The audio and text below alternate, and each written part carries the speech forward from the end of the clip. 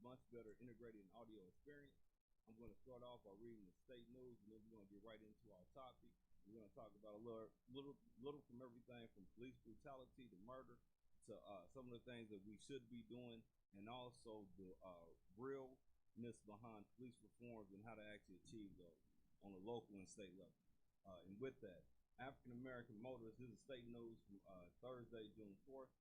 African American motorists were 94.6% more likely to be pulled over by Missouri police than white drivers in 2019, according to an annual report issued May 29th. The Missouri Attorney General Eric Smith analyzing racial demographics and traffic stops.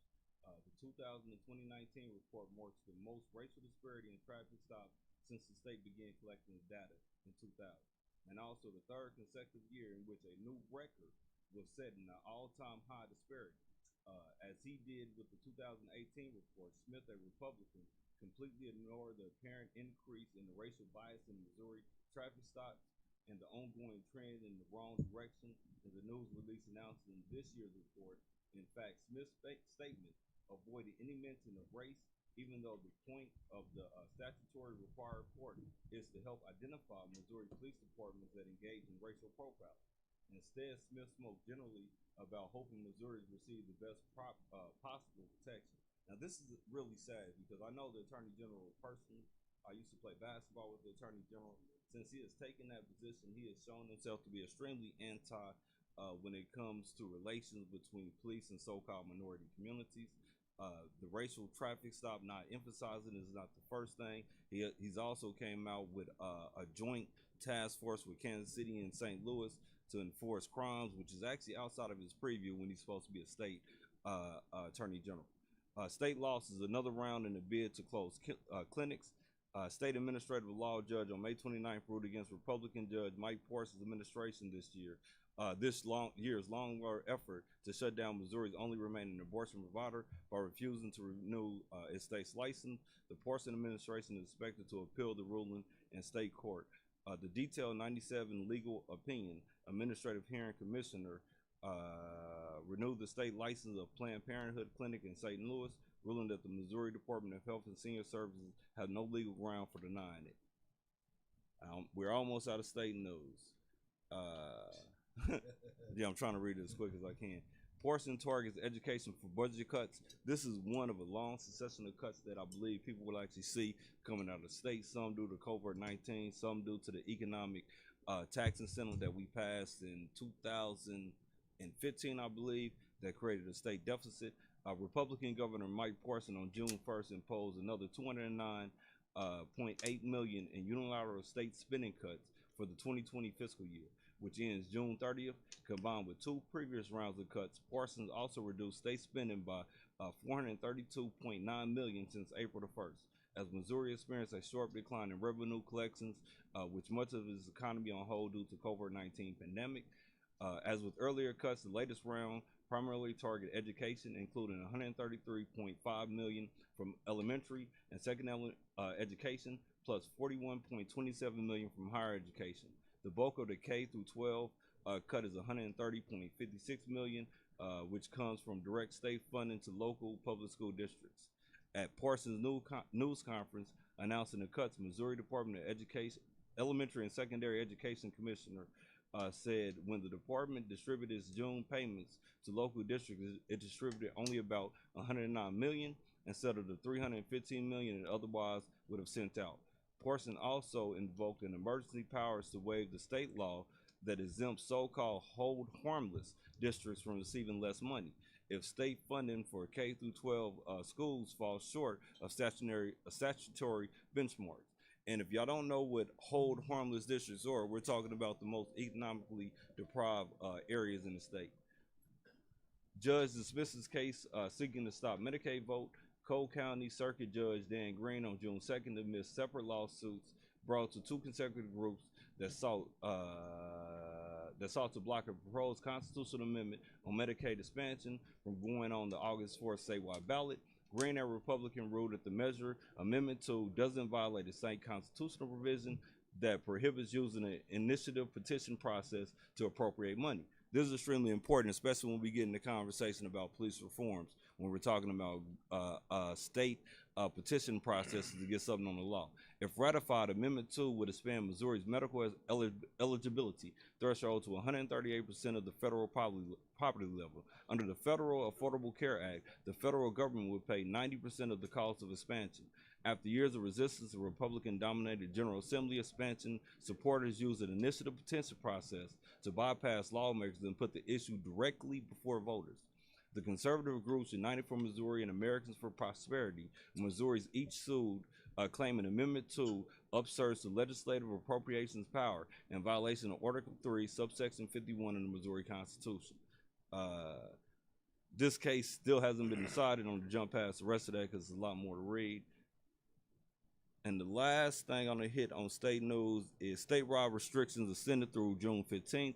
The Missouri Department of Health and Senior Services, Director Williams on May 28th extended through June 15th his statewide order directing Missourians to maintain physical distancing while in public and imposing various restrictions on how business can operate. The order had been set to expire June 1st. Williams' order is now set to lapse at the same time as Governor Parsons' state of emergency declaration relating to COVID-19 pandemic.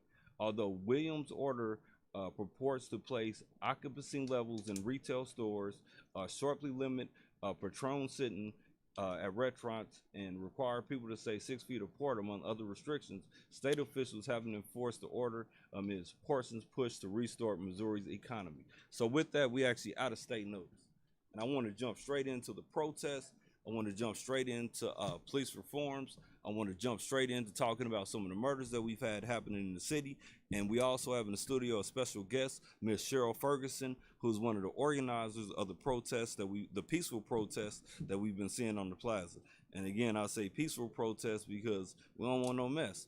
So with that, I'm gonna introduce the round table. To my left, who do I have over here? You got Mr. York Wilson, SWD. Oh, it's Mr. York Wilson now. Yeah, it's Mr. Mr. And we got Nigel Johnson, Hood Hope Foundation. Me, Cheryl Ferguson.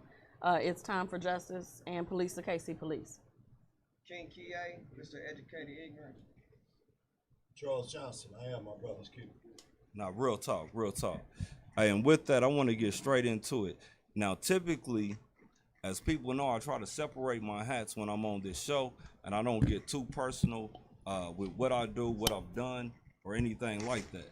But since we're talking about police reforms, and since there's a whole bunch of organizations that's coming out talking about they're fighting for police reforms, and then we have politicians that's talking about they're sensitive and they want to do things, I'm actually going to run through a couple of the legislative issues that I had at the state. And the only reason I'm doing it is because it's extremely relevant when we talk about what can happen on a local level, what needs to be adjusted at a state level, and then hopefully you can start seeing who's playing with you and who's not playing with you. So with that, some of the police reform bills. So we're checking resumes right now. All right, now we checking resumes and we going in. Police body camera act. I first filed a police body camera act the year before Mike Brown got killed. It's very easy to check. All you have to do is put my name in Google or go to house.mo.gov. And I would encourage people to check who supported that bill and who didn't support that bill. At the time I filed that bill, I was the vice chair of the Black Caucus, and then I filed it the next year as the chair of the Black Caucus, and I filed it every year when I was there. I've actually talked to Mike Brown's father, and when we talk about documentation from people being murdered, it's not a joke and it's serious. And on the prefaces, as I get ready to open up the conversation, when we talk about the body camera funding that PD just came out about, it concerns me in a way because they just came out with money, and I'm not used to a governmental body being able to accept that large donations and then be able to appropriate it themselves. And then the second aspect of that would be data retention. Now, I'm not going to get into data retention until we open up the conversation. But again, I filed this bill in 2013. And I had several conversations about data retention and data access, which is extremely important when we talk about body cameras, what is available, what's not available, the time frame, and who controls the data, and also the server in which it sits on. Order of victim and witness protections. This is extremely important when we talk about creating protections for those that witness violence acts. it's a individual that I'm helping out right now that I believe should have been in witness protection, but they're not. We contacted PD, we contacted the prosecutor's office, etc. But this is something that should be standard. If we talk about encouraging folks to talk about issues, talk about things that they've seen, and ensure that they're protected from perpetrators of crime while they're testifying against them or while they're giving evidence. And I actually got that language from Kim Gardner, who's a circuit attorney in St. Louis, which is something that she's implementing in her city. And the reason I mention that is, again, because it goes to reform. It didn't have to be a state law. That's something that prosecutors can do. And as we get into the conversation, I'm gonna open up about that when we talk about the lack there of some of the prosecutor charges with some of the people that have been shot by officers and shot by individuals in the city, and nothing has happened. And I'm gonna use Kim as an example because I can actually point to concrete facts of prosecutor powers and what you actually can do. Let me see. That doesn't count down here. That doesn't count. Written Consent Protection Act. I actually written that at the state, and I try to pass it on the city council level. Had I passed this ordinance, everybody that was in that protest, they would have had to have a reason for approaching them. They would have had to have probable cause written on there. That individual would have had to have clear probable cause of why law enforcement was interacting with them or violating their issue. That didn't pass. Nobody on the council supported it because the law enforcement came out and said they would sue us if we passed that. Again, they literally threatened the council. Yeah, if they you told pass us. This, yeah, we're gonna fight you in court. No, they told us. So they brung us back and passed it out of committee. Came out of committee with no recommendation. They told us if we actually passed it, they was gonna sue us. Now, this is important two ways because the city council controls the funding of law enforcement. Correct. And we're talking about local control with the absence of governance. Right. So if you already have a police department that is controlling policy outside of the government structure, what would happen when they're inside of the government structure? Because all they said they was gonna sue us. And again, we control their budget. And for the council not to pass it showed two things. It showed that they're more willing to listen to an institution than the will of the people. And then the protest shows another thing, because everybody's coming out talking about how bad it is, but we had chances to actually create legislation that would protect anybody, not protesters, anybody. Not black people, anybody. Not white people, anybody. Not Latinos, but anybody that has an interaction with law enforcement. And then we about to get straight to the conversation. But again, I'm exposing people, and most of these organizations is out saying they fighting for you. Bro, I was in the state for 8.5 years. I've never seen them once. But they getting paid for this, and they're looking for contracts to get local control, which is something that we can do on the initiative petition process, and they're looking for media for programs that are non-existent when you actually get into the heart of some of these organizations. Victims Assistance Fund Accessibility Act. That's something else I got from former Representative Circuit Attorney Kim Gardner. Why is that important? It's important because as a prosecutor, she created funds for victims of crime. That's something that we should be doing now. And with that, man, I'm actually, the Violence Crime Intervention Act, we actually passed that down here. Know Your Rights Act, the Expungement Act, and a few other ones are non-relevant on the city level, so I'm not even gonna go through them. But with that, I'm actually ready to open up the round table. Like I said, I got Miss Cheryl Ferguson right here. So can you tell us some of the demands that you guys have been asking about during the protests? And as you go through the demands, we're gonna go through the legal recourses of how to actually acquire that. So with the outbreak of the protest happening, I actually reached out to the young lady, Lindsay Aquino, that actually got the permission to have the event at Mill Street Park. The reason why I reached out to her is she's a young white lady. And basically there's nothing wrong with that. If you want to support and be an ally in Black Lives Matter, I'm all for it. However, I know because of the involvement that I have that you probably don't know the issues we have right here at home. So I opened up that dialogue with her. She basically wanted to partner up with us. We've grappled her on in with us on Police and the KC Police, but there's been issues that we've been having with the local control issue, and more specifically, because I know Brandon gets into the conversation of governance versus control, but in the governance model, as I've been attending this year, I have not missed a police commissioner's meeting, even when they're online, I'm there. I'm writing in, I'm letting them know you gonna feel my presence until I see the change come.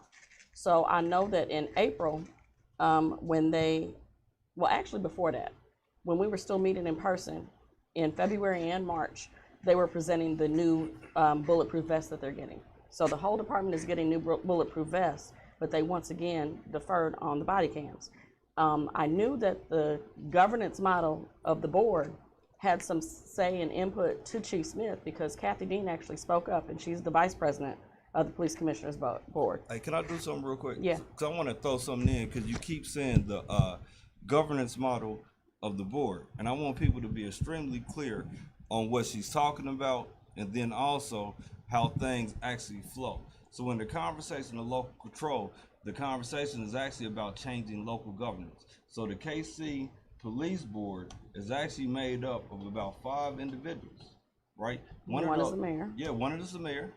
The other is a prominent pastor at Victorious Life Church, and then there's 3 other people. I'm trying to pull up their names right now. But the reason I mentioned that is because any policy can be adjusted today, right? It doesn't take 78 hours. It doesn't take 365 days. It doesn't take initiative petition. It doesn't take changing state law. It doesn't take anything except for the board, who's 5 members, to currently change the policies and procedures in which they have there. So when we talk about the argument of local governance versus local control, we should be clear what we're talking about, and we should also be clear on the realistic probability that people are using our ignorance to their benefit. Because if we was actually educated on how the process would work, we would talk about changing the policies today. And this is part of my issue with some of these civil rights organizations. You talk about waiting 10, waiting 15, waiting 20 years to do nothing while you get paid when we can change it today. No disrespect, No, but go I ahead. hear what you just said, that we could change it today based on the model that we currently have today. But let me get to April. So April, virtually having to listen to, not able to give any feedback because again, it's online on Facebook Live. And I hear Kathy Dean bring up the fact that she looked over the budget that Chief Smith turned in, that they gave the chief a very valiant push that the community wants to have body cameras, and I still didn't see it in your budget. And then there was a conversation that basically the president, Kevin Garrett, said that he had also spoke with the chief. In regards to that, the mayor actually put in 2 cents that they got $10 million more this year's budget than they had previous years. Let me interject, because you interjected, so I'm gonna interject. You know they got $71 million when Chief Forte was the chief of the police department for body cameras. So when we talk about body camera fundings and accuracy, I'm all about accuracy. Okay. They got $71 million when Daryl Forte was chief of the police for body cameras. So when we talk about lack thereof funding or the will of the board to get something done, I would say there's no will there because, again, policies are easy to change. It is no change in the state law. That's the 5 commissioners deciding what they want to have police policies be today. Well, the concern that I had basically is if I'm hearing all of the board say, we expected you, and this is the one time that I finally heard Tolbert speak up, we expected you to have body cameras in this budget, and it's still not there. Him and Kevin Garrett had the back and forth conversation in regards to the cost of the data. So I kind of question, how is it that if the chief doesn't report to you, because basically what I just heard was he could go off on his own tangent and do what he wants to do, regardless of what you told him. So if the chief doesn't report to you, who does he report to? Or now I'm with you, and I'm playing devil advocate here, but I'm also being real. Or it can be a game of we gonna shift these cans, right? I'm gonna act like I don't know what's going on, because you're extremely right when you talk about PD has the authority over their budget once they receive it. But again, the Board of Commissions creates their policies and procedures, and that's why the governor appoints the board. It goes all the way back to Pendergrass days and the political collusion that we have from local governance to the police department and how they was actually operating. But again, the board policies and procedures come from the police board of commissions. The appropriations come from the city council. But even in saying that, if the city council wanted to administrate control mechanisms, and again, this is what's real talk, so we're not gonna talk about excuses, we're gonna talk about real facts. The city council can. If the city council wanted to create stopgap measures and funding, saying that PD had to acquire A, B, and C before they was able to access its funding, we can do that. Now, once they acquire that funding, it is true that we don't have control over what they do with it, because that would be interfering with police operations. But as we get into conversation, that could not necessarily be a bad thing. But if they ask you Now, for go ahead. if they ask you for a specific item within their budget, you tell me, and they don't go purchase that item. I ask you for $10 million for 5 vehicles, and I don't go buy 5 vehicles. As a That's another council, thing they got. as a council, what input do you have about that? Because when I laid out my budget, I asked specifically for this amount for this. Well, you asking real questions about how the process should be, and that's part of the argument that I got into, or at least the debate that I got into when I first got to the council. So coming from the state, I'm used to line items. Right. So at the state level, we see exactly what you just said. We see exactly what you buy, what you purchase, your vehicles. We see every expenditure in the intimate details. On the city level, you typically have an overview from the department. So we don't see the extreme details of the expenditures, but that's an excuse, because if we required that, we would actually get that. Okay. And I required a lot of background data, and I have stacks on different appropriations from the department. I've even done the hard work of finding out the operational chart, which will help me figure out the expenditures on FTEs, which none of that is extremely clear. But again, all of that is something that can be changed with the drop of the hat, because we have 2 routes. You have local control, which changes the governance model, or you have the current governance model right now, which the Board of Commissioners can actually adjust. So it's 2 routes to get to what you want. One route takes a little longer than the next route. And I believe all the board members right here are Kathy J. Dean, member 1 from Kansas City. Term began on April the 8th, 2020. Term expires March 7th, 2024. Mr. William Don Wagner, member 2, Kansas City. His term began November 2nd, 2017. Term expires March 7th, 2021. Bishop Moore Tober, Victorious Life Church, member 3, Kansas City. Term begins July 24th, 2019. Term expires March 27th, 2022. Let me pause right here, because again, I'm exposing things.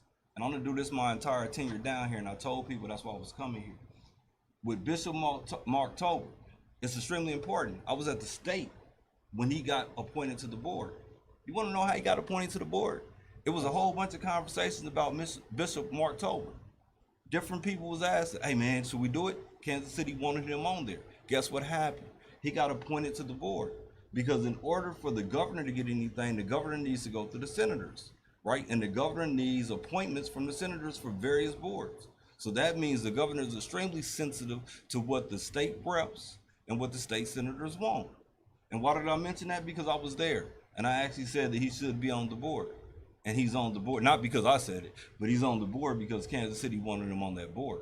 So when we talk about local control and who the governor places on this board, I want people to understand that I'm not talking out the side of my neck or theorizing. I'm not guessing. I was there. I've seen how people get placed on the board. It runs through what Kansas City wants. Again, bringing us back to the conversation of local control. The governor's not picking people out of the hat, saying, hey, we're going to put him on the board. All of these are political appointments. Stop letting people play with you. Well, I have a Mr. question. Nathan, hold on, I'm not finished. Mr. Nathan Garrett, member number 4, Kansas City. Term began June 6, 2017. Term expires March 7, 2021. Last of not least, Mayor Quentin Lucas. His term began August 2019. Yes, ma'am, Ms. Ferguson, you had a question? Yeah, my question is more so who determines that gets that list to the governor of who to select? Because one of the things that we've been looking at is how, I don't even know if we can find how long has it been since someone that lives east of Truce has actually been on that board. Quentin lives east of Truce. I'm not 100% sure. I can't count his position. He's the mayor. I'm talking about from the other 4 that are independent. But they still have the equal power. Yeah. Regardless. Yeah. Regardless of what his title And is. again, I'm glad you mentioned that, because that's one of the arguments that we've been hearing. So one of the arguments that we've been hearing is there have been no black people as president on the board of police. And that's true. But your question should be, is what black people have the groups actually presented to be placed as president of the board? What pressure has been put on the governor to place the president of the board? And I'm saying this wearing both hats. As a state representative, I know for a fact people outside of Kansas City don't care what happens in Kansas City. They rock with the representatives and the senators from that town. I know this for a fact. I was blessed to get over 50-something pieces of legislation co-sponsored because they didn't care, because it didn't affect them. It affected my people and people in Kansas City. So I have a So question. going back to your question about the board, these are names that are recommended. So I can talk about Bishop Mark Tober because I was there during that process. When his name got submitted, there was a couple other people, and you had resumes that was getting floated through the Capitol. You also have the Missouri Legislative Black Caucus, who's extremely influential. I was president of the Black Caucus. No, excuse me, not 19, but it came through the Black Caucus. And you had the resumes. The Black Caucus submitted letters of endorsement to the governor. So to answer your question, the nomination process becomes extremely political in all aspects of appointments from the governor's office. And you always have letters from representatives and senators supporting who they want in that area. And typically they get that person because it becomes a political, not a horse of the back or horse trade or nothing like that, but it's a conversation thing. Like, I supported you on this. Not saying you're gonna support me on A, B, and C, but this is how politics works. So they didn't get any kind of influence from the same organization that paid $12,500 to keep you out of office? I have no idea. Oh, with that one, probably. I don't know personally. I just know where I was at, and I seen the letters that came through. I seen the resumes that came through. And again, that's how it works. The governor is not appointing people just to appoint them because he needs votes from these areas. He needs the senators to vote on certain things. And again, I'm saying this because it's the whole structure currently that we talk about with the separation of governance between City Hall and the state. And that's one of the reasons it was put in place, is to make it less apolitical with a direct political incentive from the office, and to kind of break up the political ladder. So can I do like Friday's protest and have you sign something that you will commit to helping me with the process of who we want nominated for the next term? Well, it depends. It depends on who that person is. I would never blindly commit to supporting somebody I don't know who it is. I wouldn't Just do with that. the process. I'm not asking for No, I you to would support endorse. the process, but I'm not going to say I would endorse who you guys bring to the table. Fair enough. Yeah. And ultimately, from the way you just explained all that, the whole procedure, that senator, he or she has a great influence on what's going before the governor as far as their recommendation. Oh, yeah. Senators are extremely important. Yes. Okay. Similar, this is how I used to equate it when I was in the House. When I was in the House, I would say I'm 1/3 of a senator. Right? A senator has 3 times the power that I think I have, at least. Say that again. I'm I sorry. said when I used to be in the House, I used to consider myself 1/3 of what a senator is. Right. Like, I got at least 1/3 of the power. Right. 34 senators in the chamber, 24 senators to get something passed. One senator is island on his own. Right. And when we talk about police legislation, there's a reason why certain things haven't happened. So let's bring it back to Kansas City with some of the things that we can do in context of what the people was talking about. So citizen review boards, I 100% support that. Right? Now, citizen review boards, people need to be clear on how they actually operate in the governance structure. Now, this is when the state law actually becomes important, because I typically argue the mutation of the powers because you can get something done through the board.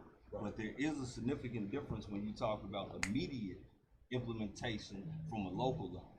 So when we talk about civilian review boards, underneath the current governance model, they will have no implementation power, because that would be interfering with police powers. So you couldn't discipline people because that's interfering. So all they doing is making recommendations. Well, they would be. Back to where we was at now. Yeah. Now, underneath a local governance model, you can actually draft language on the local level for direct implementation.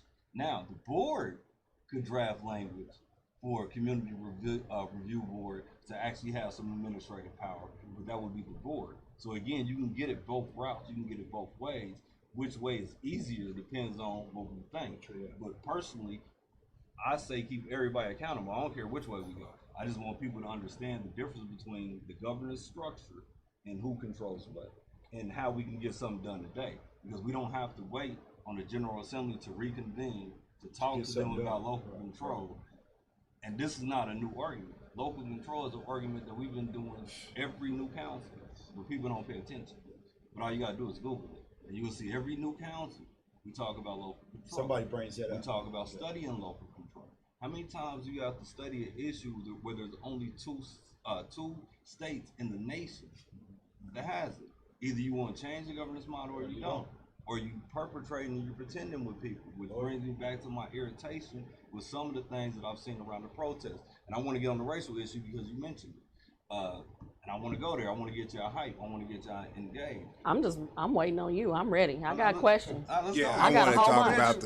about the racial issue too, because for the simple fact, when I looked at that camera, I don't want the finger to actually be pointed at the black people that are causing all the violence and things of that nature, and basically have it race focus. This I don't know. You look like the dude that was outside. This basically has became a multicultural unitement in the city with basically white, black, and Mexican, and I love seeing that.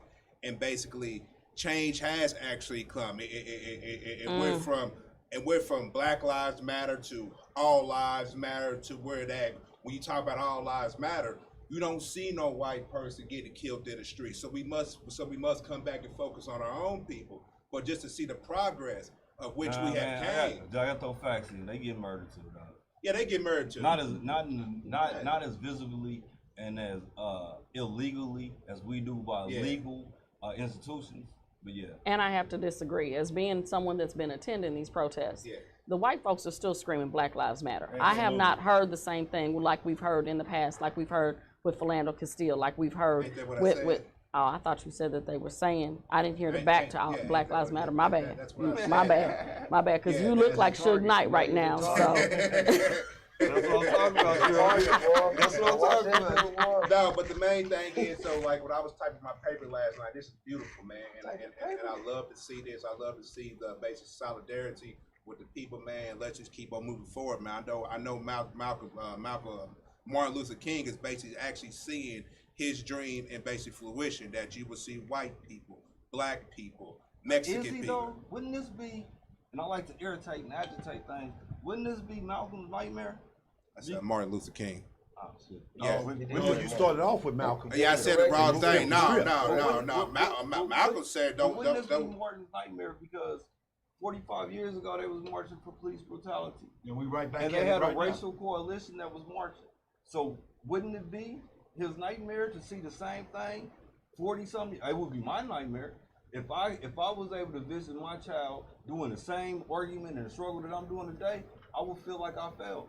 And the reason I'm saying that is, again, because we got organizations, individuals, actors that gets paid off for our pain and our ignorance, and nothing changes. And nothing changes because we don't go through the proper channels, not the argument, the proper channels. If I don't know how to acquire a house and I'm talking about I want a roof, and I don't ever do the proper channels to acquire the house, I'm homeless, right? The same if I'm talking about eating. I mean, I'm starving, bro, and I don't know how to use a grill. And every time I throw meat on there, I burn it up. I'm gonna starve. So all I gotta do is learn how to mediate the heat. So let me address you attacking York right now. So I'm trying to get y'all irritated. No, I'm not irritated. I got a lot of stuff to cover. You gonna get me irritated, not let me get it all out. So when I'm speaking to the crowd last Saturday or Sunday, I forgot I called in sick to work.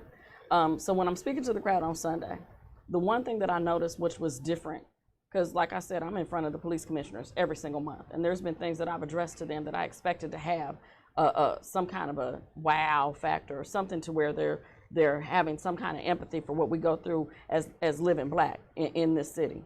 But when I spoke to the crowd on Sunday, you talk about I'm looking at a crowd full of white faces, and they are dripping on every word that I have coming. I can see them actually adhering to finding out what we're suffering through.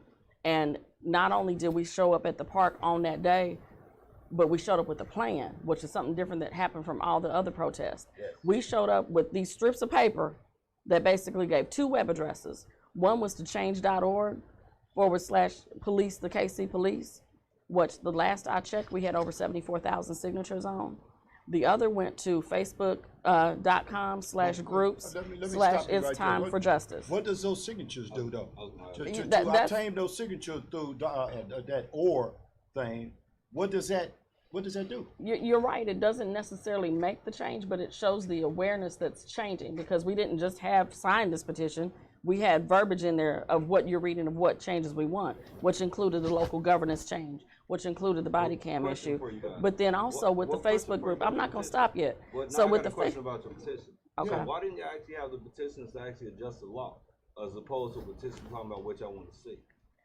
within the Because change.org process, there's not as much opportunity for us to make it to where it changes laws, but it brings awareness. Well, that's what I'm asking. So let's say with the protest, if local control was an issue, all you had to do was contact the Secretary of State's office, get a petition on there, or initiative on the local petition. When we talk about Kansas City and St. Louis, underneath the law, they fall up underneath home city rules, which means you can have an election that only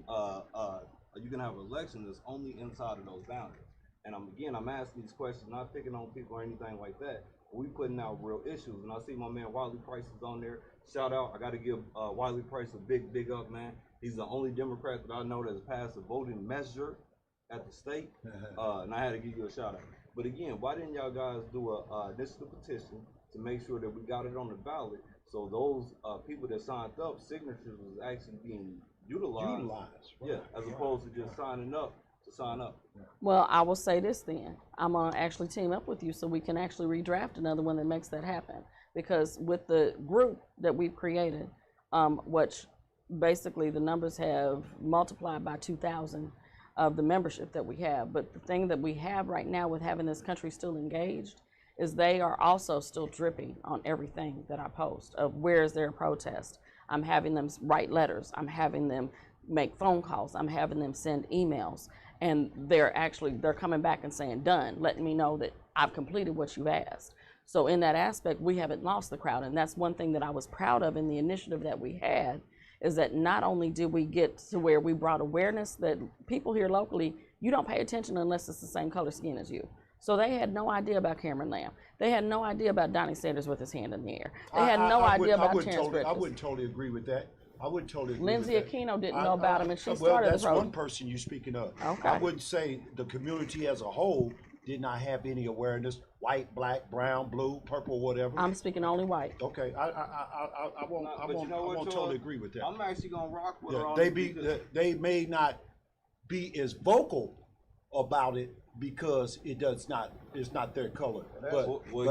I'm not. Now again, I want to irritate and start some stuff. Because that one-eyed monster, we all look at it at 5 and 6. Now I want to irritate and start some stuff. And I'm gonna go right back to Ms. Ferguson, but I actually agree with her because when we talk about these murders of people that look like us in our city, ain't nobody said nothing. Right. And it's shameful. And I'm encouraged by people that don't look like me that get involved. But it's shameful when somebody else comes in your house to fix something that you've been living with. You dig what I'm saying? Like, I'm appreciative of the help. Yeah, man, bring that mud, help me patch this wall. But I should have been on it, right? And when I look at the protests, that's one of the things that's been striking to me, not just here in Kansas City, but across the nation. The amount of different folks that are out there in proximity to the people that are getting murdered the most. And again, I understand protests, and I understand direct action, and I understand some people have a separation. But at the end of the day, we have to be responsible for everything about us. We have to be responsible and as concerned, or more concerned, not as concerned, more concerned with our environment, our deaths than anybody else. Like I did the thing downtown yesterday, talking about a murder that happened on 18th and Vine, and I happen to know dude's cousin. I didn't know it at the time, but he pulled up on me, and I'm extra irritated. One, we're allowing ourselves to murder ourselves, and we say nothing. To me, that's the inward enemy. You can't say that you love me and then you're willing to kill somebody that looks like me because they look like me, and you're not willing to bust anything against anybody that doesn't look like me. We've had that mindset for a while. That mindset we've had for a while. I'm not saying it's right. I'm not saying it's wrong. Well, I'm most definitely saying it's wrong. But we've had that mindset. Well, which one is it, man? Well, right or wrong? It's wrong. It's wrong. I mean, it's totally wrong. It's but that not, is a mindset that we have to start fixing to work on first of all in order to bring about some changes like that. Yeah, it's not that it's right or wrong in that aspect as far as the way that we're looking at it, but the things that we leave out of the picture is the consideration of what we're going through. So I do a little daily podcast before I go to work each day. Today's issue was WTF, what's wrong with y'all? And I'm not gonna say what it means, but I actually used that language while I was talking. So in that, my whole question is what are we doing more so past the what are we doing to fix the homicide rate? We really need to be asking the root cause. So what are we doing to fix the mental health problems? Absolutely. Yes. And that's the problem that we're leaving out, because right now we've got a dynamic to where we've been shutting the house and our murder rate is higher than it's been in the last 3, 4, 5, since 78. No, go ahead.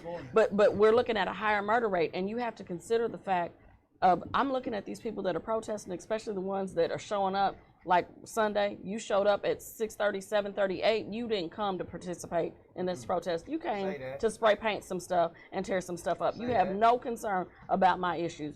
You've been locked in the house for 2 months and you stir crazy. So in this year, we have to look at the fact that we have a much higher murder count at dealing with the fact that people didn't know how to handle their stress. They didn't know how to handle their anxiety.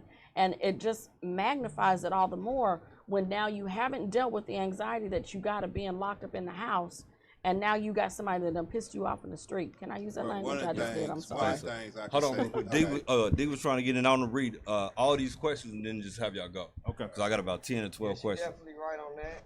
So when it comes to that mental health aspect, the problem I continuously see is a multi-faceted battle. You're not fighting this problem and this problem. You're fighting all of these problems. They're all interlaced here and there at the same time. So on one end, it sucks because it's like, okay, I need this person to solve this problem, this person to solve this problem, this person to solve this problem. But while they're attempting to solve that problem, they're still having the same problems that the other people are having simultaneously. That's where the challenge comes in. No, so the schizophrenic nature. Yeah, so the approach has to be a little different as far as that. That has to be understood. That it is a catch-22 regardless of what you do, even if you're trying. And the mayor mentioned this the other day. He said, even if I do this and correct this, I still fell on this aspect. And if I correct this, I fell on this aspect. That's economics. All right. There's no such thing as changing one thing that it won't shift over to another problem. It depends on what that is.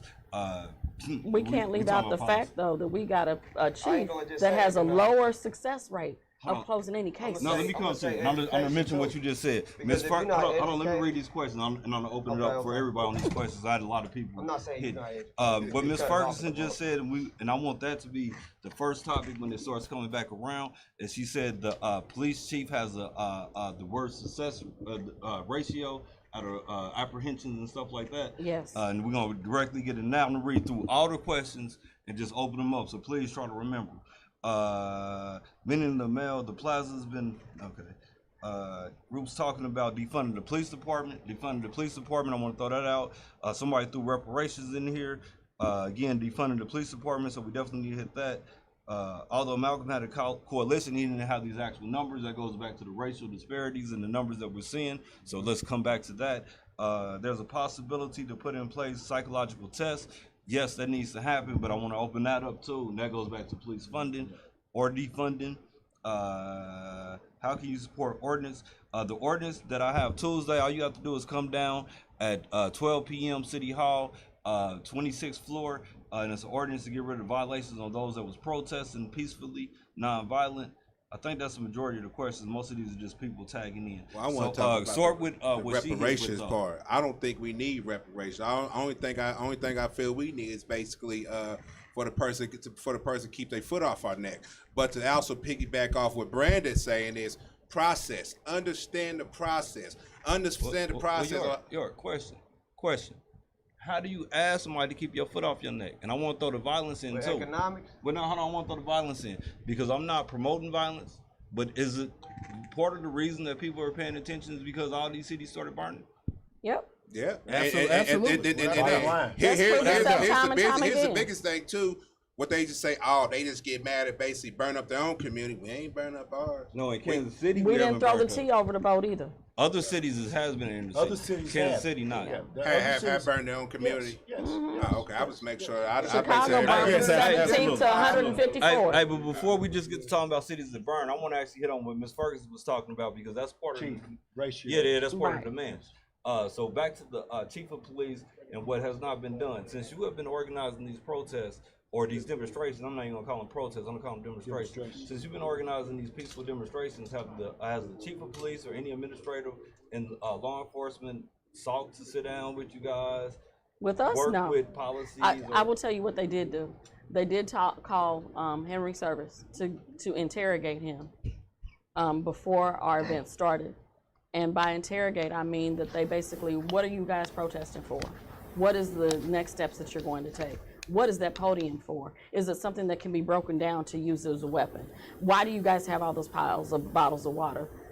And I basically, service was like, I ain't scared of him, I'm gonna answer. I'm like, no, if he wants to find out all those answers, come down here. But we're not getting ready to have you interrogate and break down every single thing. Plus, additionally, I'd like to bring up the fact that I actually have people that are a member of the group that saw them crawl up the tower right over Chewy's with snipers. Of course. They Yeah, we always actually have. seen them down there. Yeah, We was they- down they've there. been that down day. there We every seen day. that too. Every day you've been down on the plaza, they've been up there in both towers. I'm talking about the day dude got shot. Yeah. I said actually we was down there that day. Yeah, but you're right. They've been there every day. I do want to answer this one question real quick, just for the sake of the conversation. Why is it so? And this goes back to what you're talking about. Why is it so difficult to convict police officers? It's difficult to convict police officers because currently, and it doesn't matter what governance model we're looking at, we haven't talked about this, police regulate themselves. There's an officer that had 65 complaints. I took some people down there to file against him. He's still in the force, and guess what? He's also at City Hall.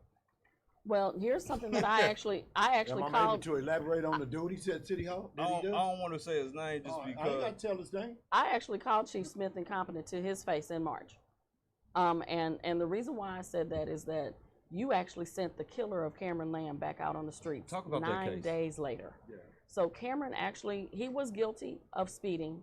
He was guilty of following his girlfriend after they had had an argument. When he got close to home, he left her alone and went home. He drove slow enough to light the cigarette of the man that lived across the street from him.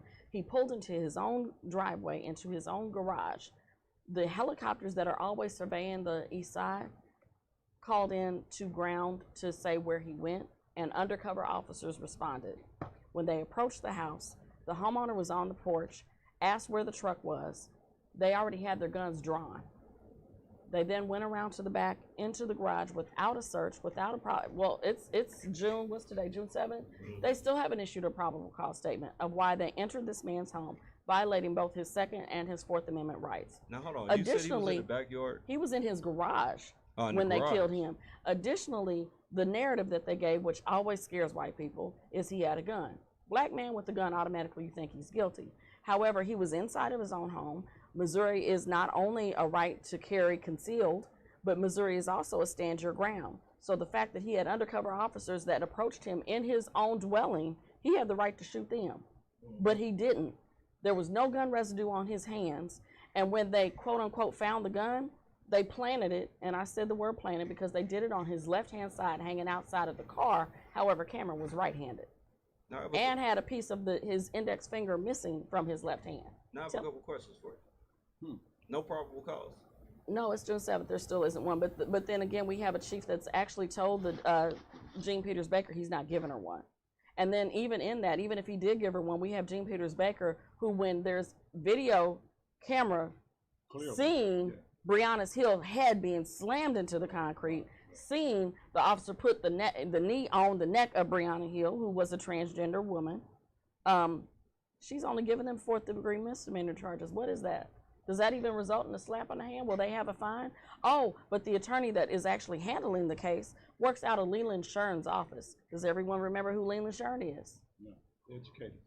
You got me on that. He was the previous president of the Police Commissioners Board. Oh yes, I didn't know that. Yeah, you got me. Brad partner. So, I mean, corruption is its finest. Yeah, And- we and- got to the FOP yet. And then in that, you're still going to allow him to stay employed. I have a The direct lowest, question for the you, lowest dog. rate of succession of any cases. He has the lower than anyone in the country. Plus, he's refusing to provide probable cause statements, which to me, omission of the truth is a lie. Now, probable cause statements is an issue. Direct question: how did they know that he had a gun? And that's a question from one of the commenters on it, and they're talking about land. I don't know that they know he had a gun. He actually either butt dialed or hit dialed someone, and there's audio of him saying they shot me, but we don't really know what happened because, of course, they don't have body cams. Okay, so they had audio of him saying that he got shot. Mm-hmm. What happened after that? A little while later, you actually heard the officer approach the car and say, "Oh, he's dead." And then you also How, have do you know how long? I'm not sure how long that time frame is, but I do know from witnesses that were outside of the taped off area that they did not allow the ambulance to come on the scene for 45 minutes, and he was shot in the chest, the leg, and the hand. And where was this at again? No, I'm about to come. Where was this at again? 41st and College. So you saying this gentleman was in his car? No, he's in the garage. He was in his car in the garage. In his car in his garage. Yes. And then two unidentified males. Basically, undercover police officers are unidentified. Yeah, because Absolutely. they don't wear the No uniform, no nothing. No they don't wear no uniform. decals or nothing. Yeah, No. you're correct. You're correct. And there's no probable cause statement, and it's June 7th. He was killed on December 3rd. Now, this is another case you guys have been involved in too. The Ryan Stokes, I've been, because I've seen her there a couple times. I definitely try and keep Ryan's name out there, but his case is from 2013. The officer got qualified immunity because he basically feared for his life based on the cell phone. But we also have an officer that said that that Ryan swung around and that's when he fired, but the autopsy told the truth. So you have an officer that actually lied on his police statement, and the autopsy revealed the truth. But then, to me, if you lie, you should not qualify for qualified immunity. Well, no, hold on, York. Y'all got to hear what she's saying, because we always talk about law enforcement officers lie, etc. This dude recanted his story, and he said that the rest of the officers said the other officers shot him in the back. Dude's still on the force. Ryan is dead, but he was surrendering when he got killed. That shouldn't be admissible underneath the law. That goes back to the prosecutor, and I want to shout out Kim Gardner, because in St. Louis, she's actually been indicting law enforcement officers. The reason I mention this is because I talked to somebody from the county, and they said that Gene wants to get probable cause statements, but can't get them from law enforcement. But again, this is what's real talk. There's nothing that prohibits the prosecutor from actually suing the police department. You want to know how I know? Because Kim Gardner in the city of St. Louis is suing the city and the police department for misconduct, for racial profiling, for illegal activities. And the only reason I mention that is because we want people to actually get active and start doing things and stop allowing people to make excuses. Did you hear me say 4th degree misdemeanor? No, I did. Okay. But I'm actually. So I don't think we can count on Jean for anything. That's why I'm glad she has competition this year. Well, hold on. I need her to close out, Troy. Okay. I want to make sure we get all the demands clearly. But now go ahead. But I want to make sure we got 6 minutes. Go ahead.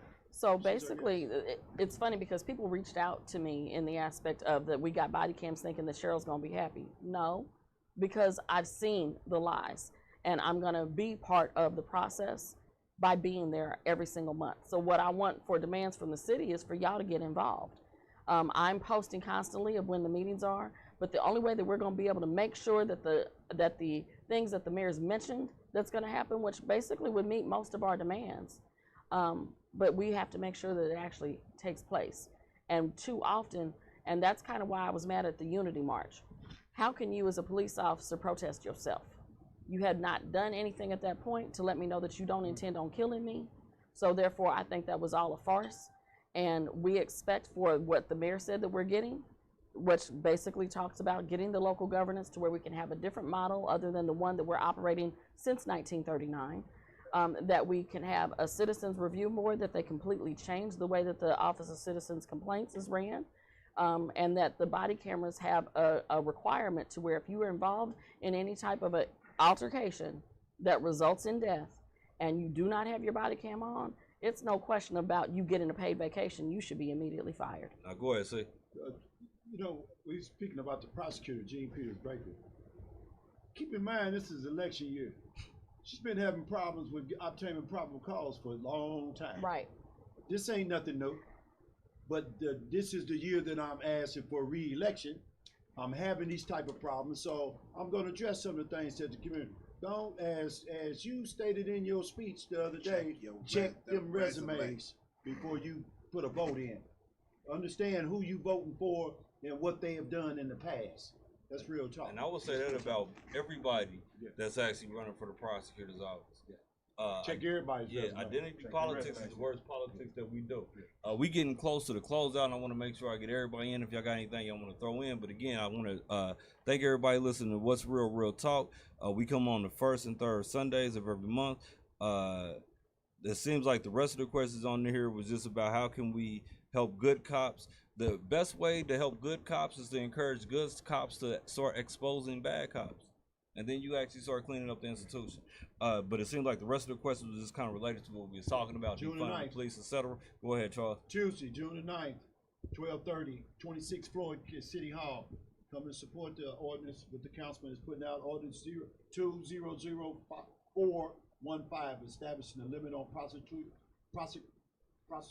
I can't get it out, prosecutorial bar for certain acts during this, the protest, the demonstrations. We need everybody at City Hall, Tuesday. And 12:30. my thing is to 26th floor. piggyback off the councilman. One thing we must realize is that we're doing things strategically. Right now we have movement, but basically let's keep the momentum. So let's learn the process. Let's make sure that George Floyd and basically all the other fallen soldiers will see some change. And the biggest change that we're going for is what's it, city governance. The city governance. Well, I don't care what people want. I just want people to actually No know. more excuses. Yeah, I just want. more I excuses. just want people to know I'm what. talking what about the city governance. No, I want people to know what they're fighting for. Personally, I don't think it should fall up underneath City Hall because that's politics. I think it should have an outside entity. Unfortunately, these KC murders were not emphasized on the news. What was his name? Briggs, Mr. Briggs. Terrence Bridges. Terrence Bridges, his murder wasn't mentioned either, and I had to get the name. Unfortunately, these KC murders were not emphasized on the news, and the media creates an image of criminal activity rather than the victim. Yes, you're 100% Also true. Donnie And Sanders. if you had Donnie Sanders, and if you have issues with that, do what Ms. Ferguson's doing what we're doing. Start putting it out there. Start organizing. Let's be our own media. It's Right. time, the number 4 Justice on Facebook. That's where we're keeping everything where everyone can stay informed of actions that we're doing going forward. Say it again. It's time, the number 4 Justice. And thank you again. You've been listening to What's Real Talk. We have to get out. No more excuses. If you want to get down, we still walk in the neighborhoods. Contact my office, brandon.ellington.kcmr.org. One love, Kansas City. One love. We I have am my brother's keeper.